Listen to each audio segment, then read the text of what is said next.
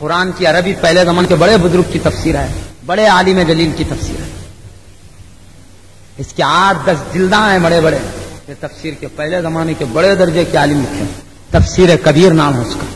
امام فخر الدین رازی رحمت اللہ علیہ جیسے عظیم مفسر لکھے ہیں. وہ تفسیر میں ہے بسم اللہ کی تفسیر. ایک مرتبہ اللہ کے حبیب صلی اللہ علیہ وسلم نے حضرت سیدنا ابو بکر صدیق رضی اللہ عنہ کو ایک انگوٹی دے کر کہے جاؤ اس پر لا الہ الا اللہ نقش کرا کے لاؤ. لا الہ الا اللہ نقش کرا کے لاؤ. نقاش کے پاس جا کے اللہ کے حبیب صلی اللہ علیہ وسلم کی انگوٹی لے کر نقاش کے پاس گیا. جا کے نقاش کو بولتے ہیں اے نقاش یہ اللہ کے حبیب صلی اللہ علیہ وسلم کی انگوٹی ہے، اس میں لا الہ الا اللہ محمد الرسول اللہ لکھ دو. بولتے یہ بول کے آ جاتے ہیں. اس کے بعد میں جو وقت رہتا لانے کا اس وقت جاتے ہیں. جا کے انگوٹی لے کے آتے سینے سے لگا کے خوشی خوشی خدمت رسالت میں اس انگوٹی کو پیش کر دیتے ہیں. جب اللہ کے حبیب صلی اللہ علیہ وسلم نے دیکھا انگوٹی پہ لکھا ہوا ہے کیا لا الہ الا اللہ، نیچے محمد الرسول اللہ، اس کے نیچے ابو بکر صدیق. یہ دیکھ کر اللہ کے حبیب صلی اللہ علیہ وسلم مسکراتے ہوئے پوچھتے ہیں اے ابو بکر ما هذه زوائد یا ابا بکر، اے ابو بکر یہ زائد کیا چیزیں ہیں؟ میں نے تو لا الہ صرف الا اللہ تک لکھنے کا، تم نے اس کے نیچے محمد الرسول اللہ بھی لکھا، پھر اس کے نیچے اپنا بھی نام لکھا ہو. یہ زائد چیزیں کیا ہے؟ میں تو نہیں کہا تھا اتنا لکھانے کے لیے. جیسے ہی انہوں نہیں دیکھے جلدی کے مارے، جیسے ہی نام کو دیکھا نیچے ابو بکر صدیق لکھا ہوا ہے شرمندگی سے سر نیچے جھکا لیا. میں نہیں کہا یہ کیوں لکھا ہے. نقاش پریشان تھے. اتنے میں سدرۃ المنتہا سے جبرائیل امین علیہ السلام تشریف لائے، خدمت رسالت میں حاضر ہوئے. حاضر ہو کر عرض کرتے ہیں یا رسول اللہ صلی اللہ علیہ وسلم آپ نے ان کو کہا لا الہ الا اللہ لکھواؤ. یہ نقاش کے پاس گئے، جا کر سوچنے لگے کہ میں لا الہ الا اللہ لکھوں اور محمد رسول اللہ ساتھ نہ ہو. یہ پسند نہیں کیے کہ اللہ کے نام سے اس کے رسول کا نام جدا رہے.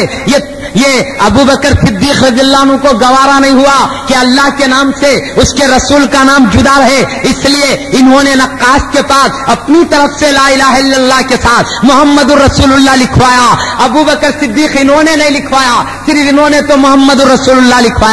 لیکن مجھے اللہ نے حکم دیا اے طاہر سدرۃ المنتہا، اے سید الملائکہ، یا سید الملائکہ، اے جبریل امین جاؤ نقاش کے پاس انسانی شکل بن کر جاؤ اور کہہ دو محمد الرسول اللہ کے نیچے ابو بکر صدیق لکھ دے. اس لیے کہ اے جبریل میرے حبیب کے رفیق کو یہ گوارا نہیں ہے کہ میرے حبیب کا نام میرے نام سے جدا رہے. مجھے بھی گوارا نہیں ہے کہ میرے حبیب کے نام سے اس کے رفیق کا نام جدا رہے.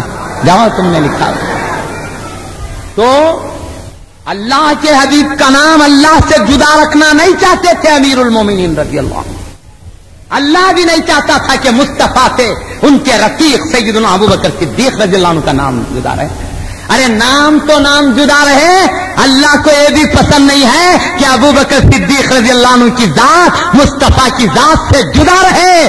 جب تک دنیا کی زندگی میں تھے تب بھی ساتھ اللہ نے رکھا، جلوتوں میں ساتھ رکھا، خلوتوں میں ساتھ رکھا، سفر میں ساتھ رکھا، حضر میں ساتھ رکھا، ہر جگہ ساتھ رکھا. آج گنبد خضرا میں جہاں مصطفیٰ ہیں وہیں ان کے رفیق ابو بکر صدیق رضی اللہ عنہ کو بھی ساتھ رکھا. اللہ نے وہ ساتھ دے دیا. نام تو نام ہے، نام کو تو ساتھ رکھنا، ذات کو بھی مصطفیٰ کے قدموں میں رکھا. اور خاص بات کیا ہے، جب حضرت سیدنا ابو بکر صدیق رضی اللہ عنہ دنیا سے پردہ کیے، نصیحت کرتے ہوئے پردہ کرتے ہیں میرے جنازے شریف کو گنبد خضرا کے دروازے پہ لے جا کے رکھنا اور کہنا آپ کے ایک خادم صحابی آپ کی دربار میں آنے کی اجازت چاہتے ہیں. اگر اجازت ملی تو مجھے وہاں رکھنا، اجازت نہ ملی تو مجھے کسی بھی قبرستان میں رکھ دینا. تو آپ کی نصیحت کے مطابق گنبد خضرا کے دروازے کے قریب لے جا کر آپ کے مبارک جس میں انور کو رکھا گیا، اس کے بعد وہی ان کا معروضہ جو پیارے حبیب کی خدمت میں پیش کرنے کے تک کیا گیا، تو گنبد خضرا کا دروازہ خود بخود کھل گیا، تب آپ کو قدموں میں رکھا گیا۔ اللہ کے حبیب کی وہ نظر پاک ہے، خصوصی عنایات۔